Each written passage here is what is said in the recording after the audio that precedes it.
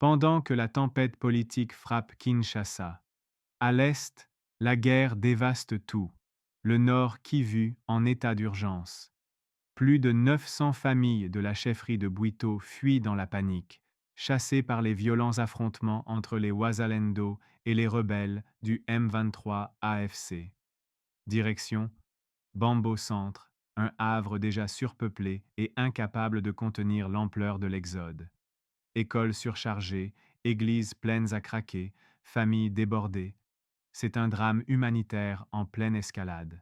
Pas d'eau potable, pas de nourriture, pas d'abri.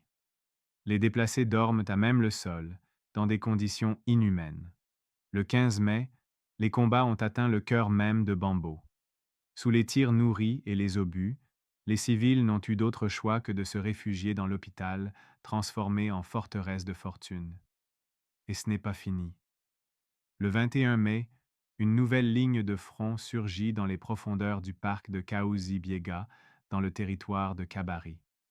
Après des affrontements sanglants, les Wazalendo sont contraints d'abandonner Kabouchoua.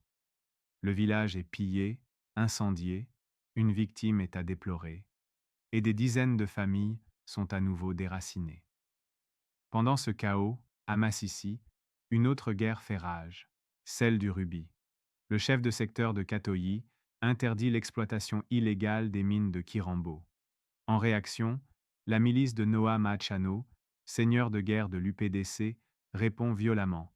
La femme d'un policier est enlevée.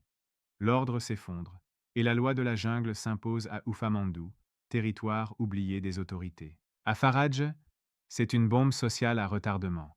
Les éleveurs Mbororo sont sommés de quitter les terres congolaises avant le 1er juin.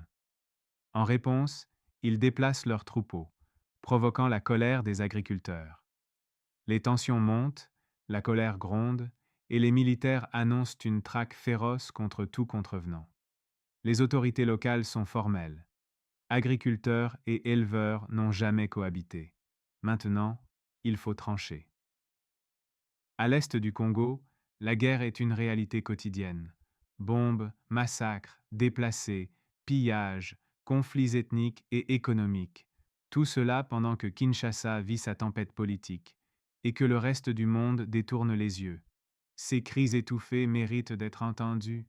Abonnez-vous, partagez cette vidéo et devenez la voix de ceux qu'on tente de faire taire.